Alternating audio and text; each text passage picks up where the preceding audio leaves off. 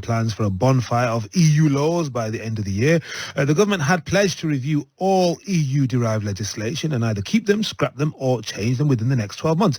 But a senior source told Stephen Swinford, the Times' political editor, that it's inevitable the government would have to abandon its plans when the legislation reaches the Lords. Earlier, I spoke to Catherine Barnard, Professor of EU Law at the University of Cambridge and Senior Fellow at the UK in a Changing Europe. And she began by explaining how significant this development was. It is potentially very significant. I mean, just to remind your listeners, this is a really major piece of legislation. And because what it's going to do is to turn off the best part of 4,000 pieces of what's called retained EU law. That's the whole body of EU law that was essentially dumped onto the UK statute book when we left the European Union. And it covers matters as important as workers' rights, environmental rights, food safety, airline safety, gas safety, all of the things that we absolutely take for granted. And in theory, all of this is to be turned off. Now, clearly, this doesn't make a whole lot of sense unless we've got something better to put in its place, and that's the problem.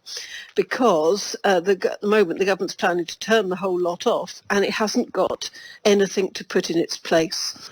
Professor Barnard said Rishi Sunak was in a difficult position, as he's now having to go back on pledges he made in the summer.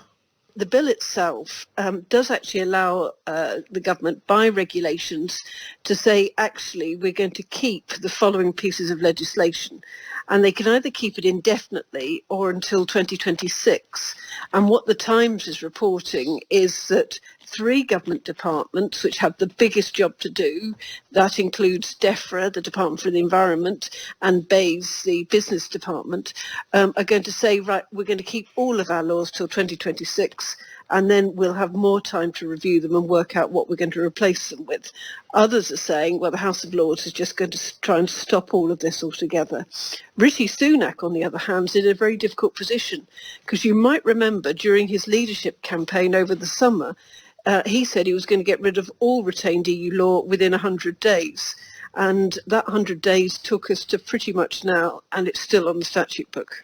I also raised the topic of the Northern Ireland Protocol and the 25th anniversary of the Good Friday Agreement, which will fall on in April this year. Professor Barnard added that a deal might be reached if the government were forced to abandon its EU legislative plans. The two stories are rather interconnected, because it may well be that Rishi Sunak recognises he absolutely needs a deal over the Northern Ireland Protocol, not least because he wants a visit from Joe Biden, the American president, and he will only come if there is some deal done over the Northern Ireland Protocol. And of course, if he does a deal over the Northern Ireland Protocol, this will upset the Tory right. And so he might have to placate them by pushing the bill about retained EU law through Parliament. And so the two are interconnected. I think there will be a deal of some sort on the Northern Ireland Protocol. The risk is it makes nobody happy and the problems continue down the line. Professor Catherine Barnard, and she runs EU Law. Well, that's the department at the University of Cambridge, and she's a senior fellow at the UK in a Changing Europe.